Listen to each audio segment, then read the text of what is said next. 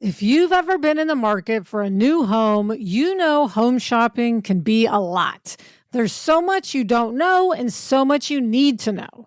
What are the neighborhoods like? What are the schools like? Who is the agent who knows the listing or neighborhood best?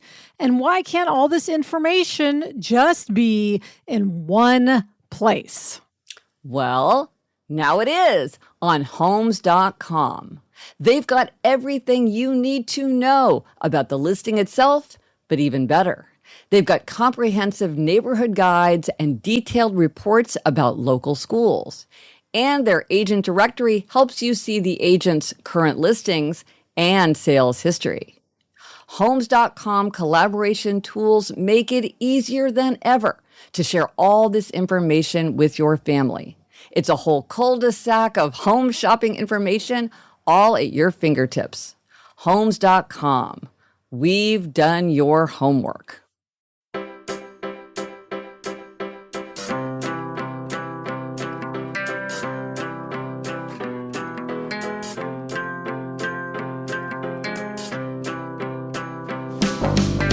Hello, we're here for More Happier, a podcast where we get more happier.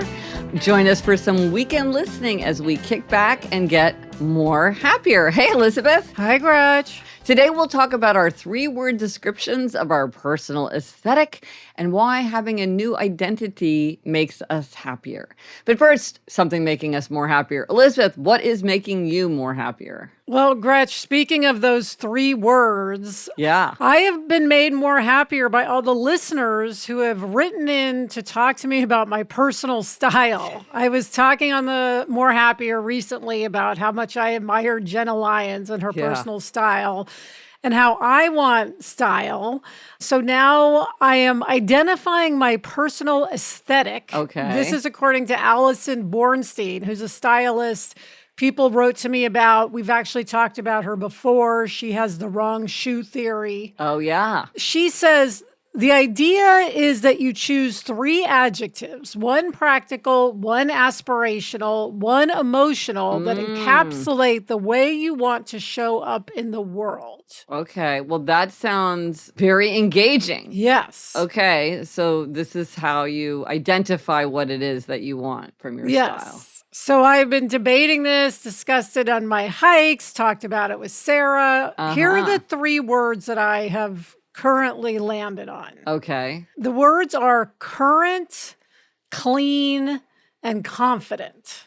Oh, I like the alliteration. That's Yes. very next level. Did you do that on purpose or did that happen? I can never resist. And of course, it's a C, which is also craft. So, Yeah. Okay. so my friend Jessica came up with current and I think clean. And then I had confident. So I would say the practical word is clean. The aspirational word is current.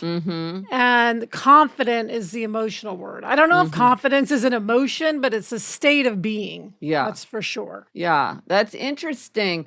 And it is interesting about current because that's one thing I've noticed about you is you will say like, oh, everybody's doing this or like this kind of jeans is very much in style. You notice that much more than I do. So I've noticed that you are very interested in what's current. Yes, I am. Yeah. Hopefully not trendy exactly, but, Right. current with the fashions. Yeah. So those are my 3 words. Gretchen, what would your 3 words be? Okay. Well, inspired by alliteration also, I would say simple, sophisticated, and saturated. Okay. By saturated, I mean, because, I got so into color. Yes. And, I live in New York City and it's a whole thing that people wear black all the time. And black certainly is extremely practical because things go together and they don't look dirty. But I just realized like I'm just craving color. So saturated is kind of, that gave me that S sound. And I don't mean colorful, like bright patterns, because I tend to not wear patterns. I tend to wear things that are monochromatic, which is maybe goes to the simple. Yeah. So my practical is simple. My aspirational is sophisticated. And I think weirdly saturated is emotional because I do it because it gives me pleasure. It like lifts me up like a chartreuse dress. Yes. So it doesn't sound like an emotional word, but it actually is kind of emotional for me. Well, and I think of you as wearing color. When I was thinking about your words, color definitely was one of them.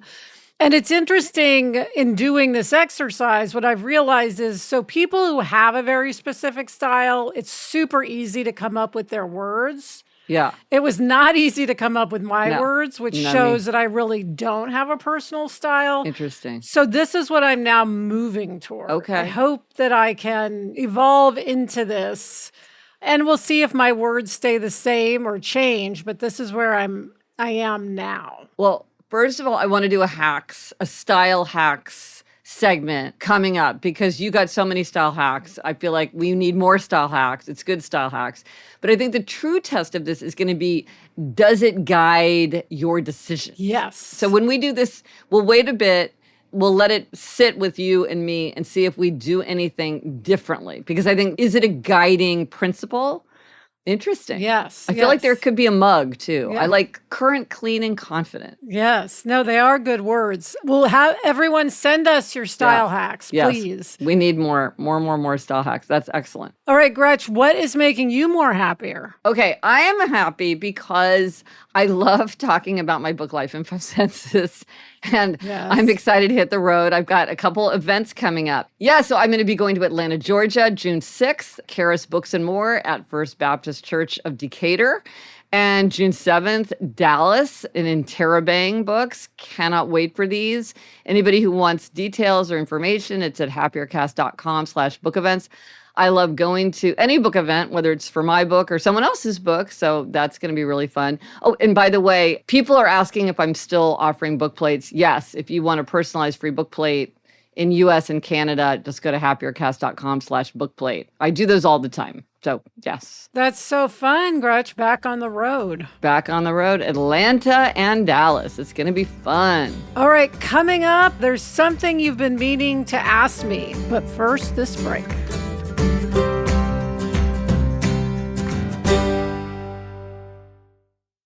The weather's getting warmer, so it's time to say goodbye to jackets and sweaters and hello to shorts and tees.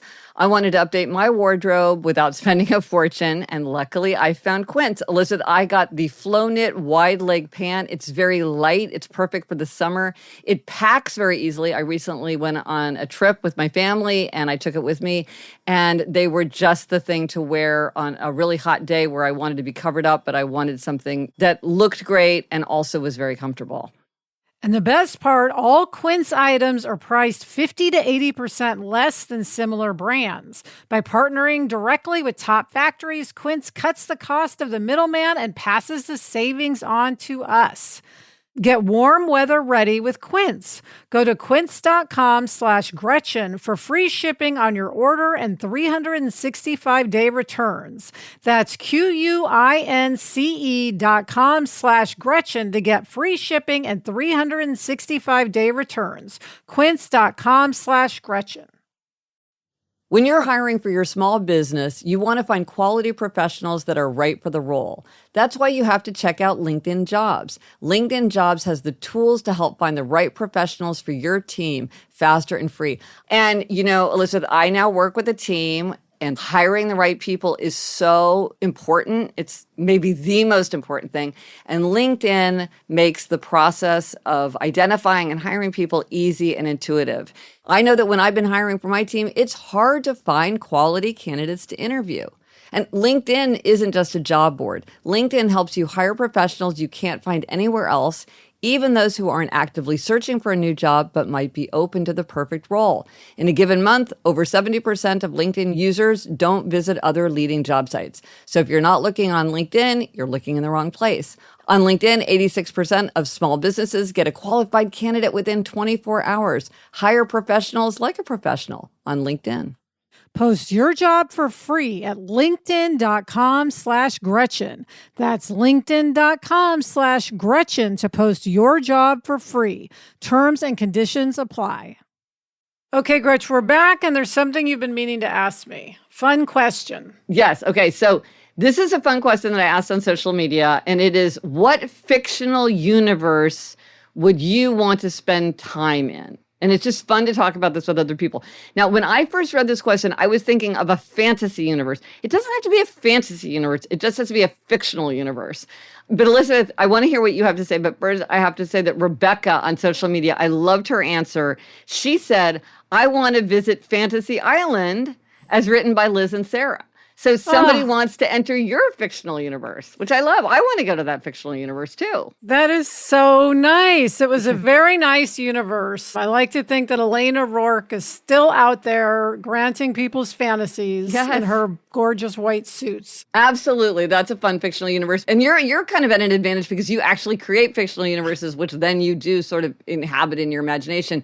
What is somebody else's fictional universe that you would like to enter into? Well, Gretch, when you asked me this, the first thing that popped in my mind was Mad Men, which is interesting because, of course, it was a very misogynistic time. Yeah. So it's not exactly where you'd think a woman would want to hop back to.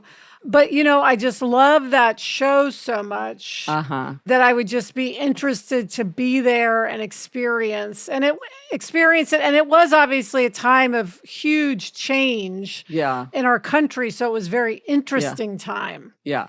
So it's a world that you would like to explore. Yes, it's a world I would like to explore. I asked Jack this question. Ooh, this was a fun driving to school question. Yeah. And he said probably Star Wars. Oh, interesting. Which is a good one. It was interesting because I thought he would say some sort of video game, but I guess a lot of the video games are so harrowing that maybe you wouldn't want to actually enter the world. Although Star Wars is pretty harrowing too. But also maybe with a video game, you sort of are entering the world in a way. That's true, especially with virtual reality. But didn't you go to the Disney Star Wars station or whatever? What's it called? Yes. Well, there's Star Wars Land at Disney. We went to the cantina. They've recreated the cantina, which is so cool. Yeah. And they have a ride that, yes, is very much entering the world. So maybe, yes, that sparked his interest. Well, in Life in 5 Senses, I wrote about like how people love anything immersive. Like if you just describe something as immersive, people just flock to it.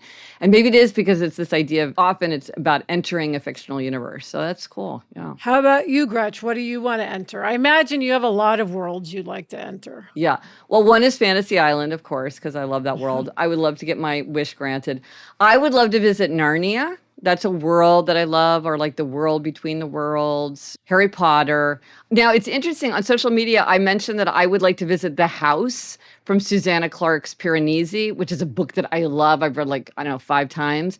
And somebody said, to me, the house seemed very threatening, which was interesting because to me, it seemed like very pure and beautiful and appealing, but I can see it's also kind of a dangerous place and the person, anyway, I don't want to get into it. So that was interesting that it's something that to me felt like a place that I wanted to visit, but to somebody else it did not feel appealing. So those are the ones I would go to. And Gretch, other sort of worlds I could imagine people wanting to enter are Pride and Prejudice, some sort of Jane Austen world, or The Shire from Lord of the Rings. Yeah. Of course, I was also thinking about certain worlds I would absolutely not want to enter. Ooh, like what? Well, Game of Thrones. I do not want to go to Westeros. I do not want to be in King's Landing. Yeah. It seems very scary and dangerous. I guess maybe if I could ride a dragon, I would be interested in doing that. Yeah. But I would just be worried if I'd get beheaded any moment. Well, didn't Tyrion say something like about the wall? Like it was beautiful in like a brutally uncomfortable sort of way. Yes. Yes. Yeah. I wanna visit it in my imagination, but no, I wouldn't want to show up. Didn't I have like a vest that you described as very Game of Thrones? It was kind of like a faux fur length vest. It was not simple, sophisticated, or saturated, which is maybe why I think it ended up in our costume box, actually. And you were just... It is. I think it was warm, though, which is also could be one of your words, Gretch, warm. Yeah. No, I do you run like cold. Warm things. Another reason I don't want to be Game of Thrones. It looks very cold. Yes. Okay. Well, it's a fun question to think about. Super fun. Okay, Gretch, what is your spotlight on a tool this week? Okay. I have this super cool new tool on my website. It's an AI chat feature. It's called the Happiness Helpline. And it's limited to my books, my articles, our podcast episodes to answer questions about happiness. And it's super fun because it's just very limited. But if you have a question or you're looking for something, it's just a very easy tool to use. If you just go to GretchenRubin.com or happiercast.com, you'll see it on your home screen in the bottom right-hand corner on GretchenRubin.com. Or if you go to the Happier app, if you use the Happier app, it's on the home screen of the Happier app. Speaking of alliteration, happiness helpline. So what's a sample question? Like you could say, what are tips for starting a new habit? Yes. And it would say, do these 15 things. Right. Or how do I know if I'm a questioner? It'll generate an answer, but it will also like point you to links and things like that. And so it can help guide you to either a short answer, if it's a short answer, or to like a longer piece if you want to like read more about it. Like, how do I make friends as a grown-up or something like that? It might be quick hacks, but then you're like, well, actually, there's a whole article on that. Let me read the whole article. So, or like looking for a podcast episode where they talked about 24 for 24. It's just a different way of using it. And, you know, as always with AI, it's trying its best, but it's a machine. It's not me. Right. And so it's really a research tool, though, a good research tool. Yeah. Interactive. To help you find what you're looking for. So anyway, and yeah, I'm excited to hear what people think of it. So I could still tinker around with it. So anybody who uses it, let me know if it's useful or if it's not useful. Great. Okay, Gretch, coming up, there's something you've been meaning to tell me, but first this break.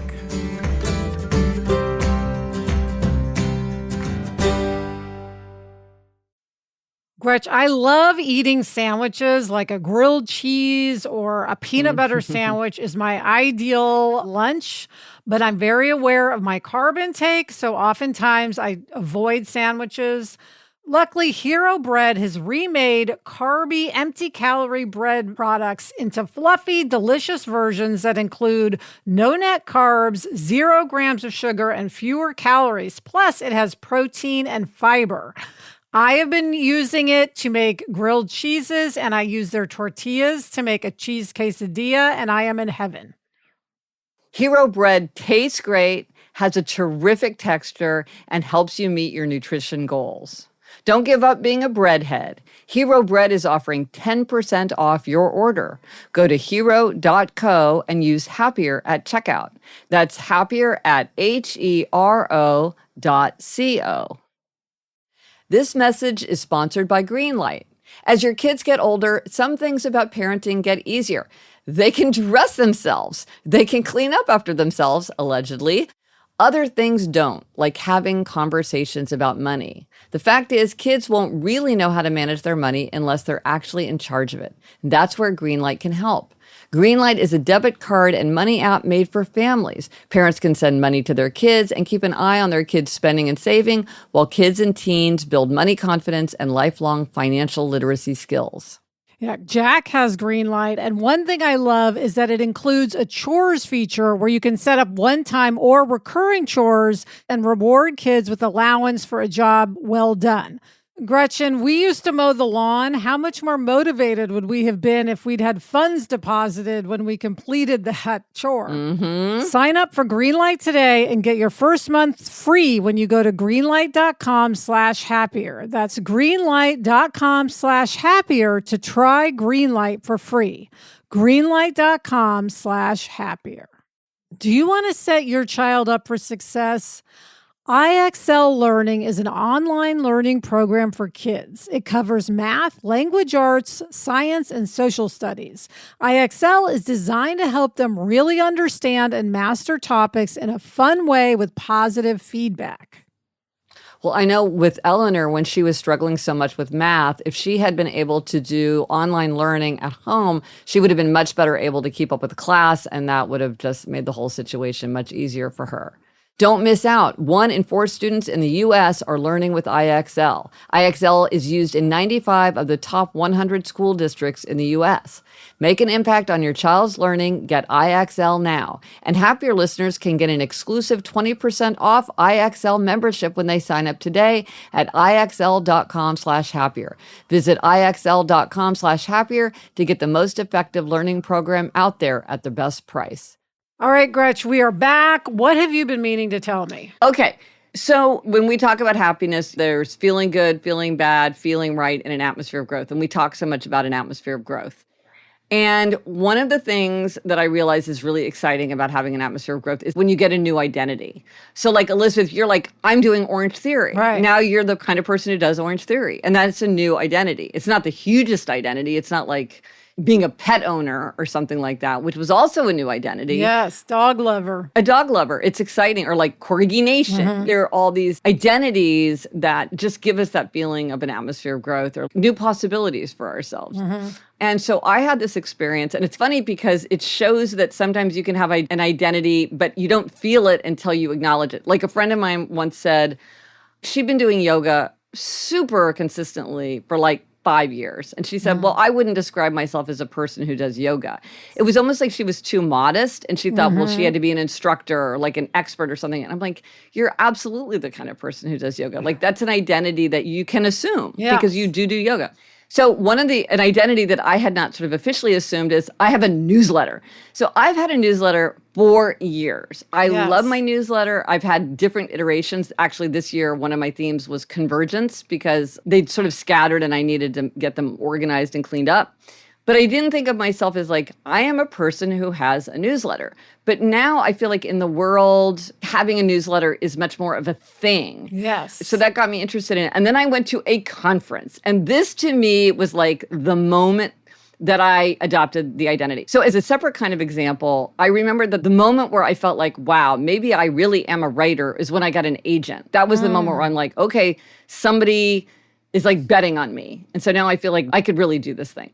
And going to a conference, it was like, I think you call yourself an operator. I am a newsletter operator. I have a newsletter.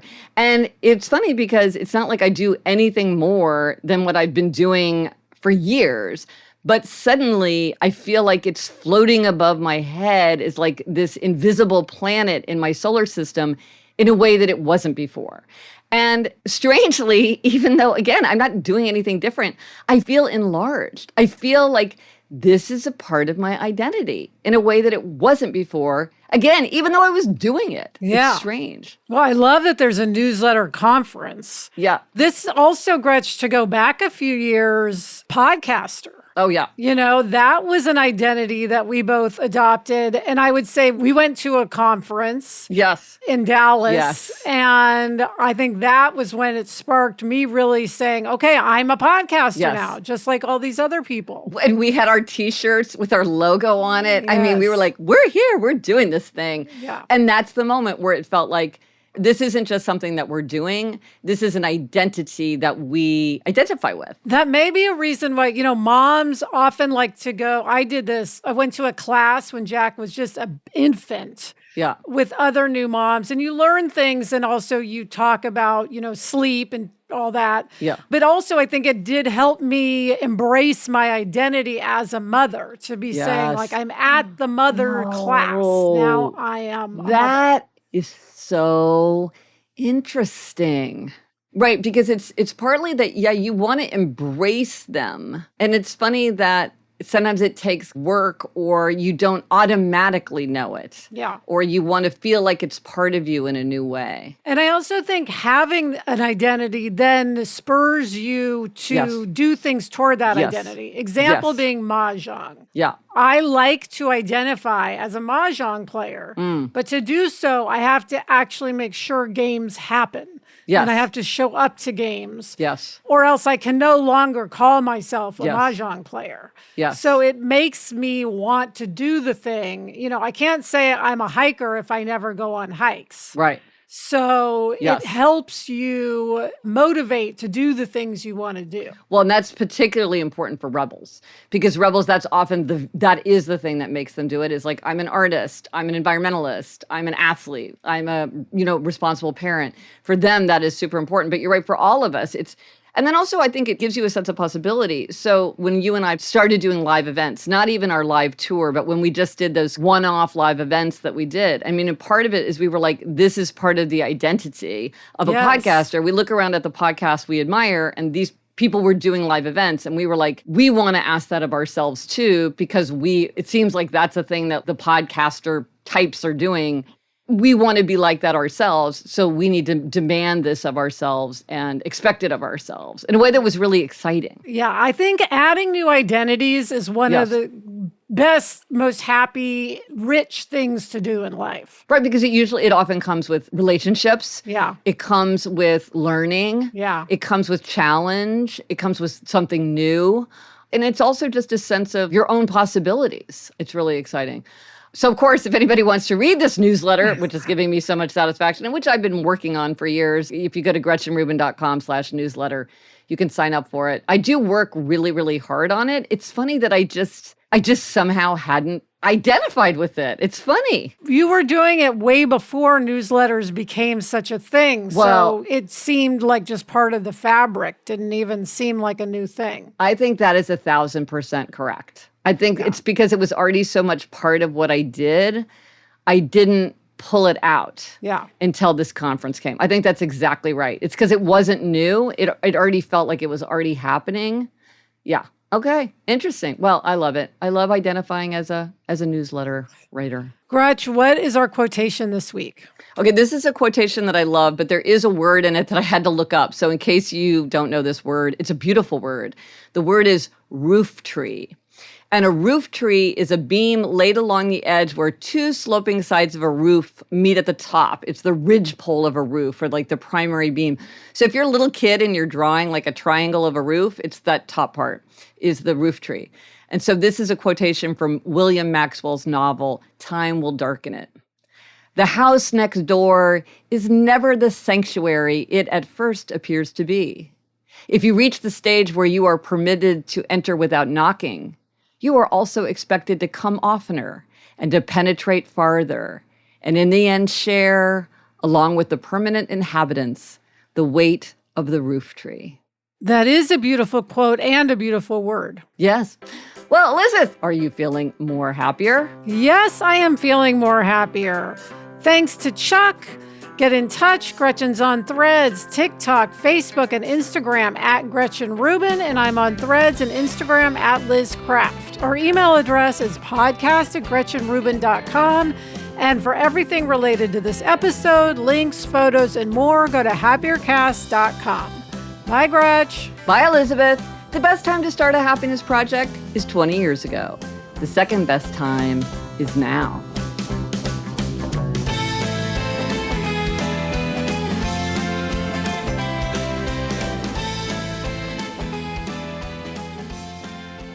So, Elizabeth, the fantasy island, like, do you find yourself thinking about it? Because I find myself thinking about it as if it is a place with people in it that I wonder about, just sort of like the way I wonder about people I went to college with. It's funny. I do sometimes think about just the third season. I think of it more, though, in terms of the third season, not in terms of Fantasy Island. But it's easy to put myself there, that's for sure. Interesting. It was a lovely place. Yeah. Even behind the scenes, it was a lovely place. We were shooting on a gorgeous resort in Puerto Rico. Yeah, it was.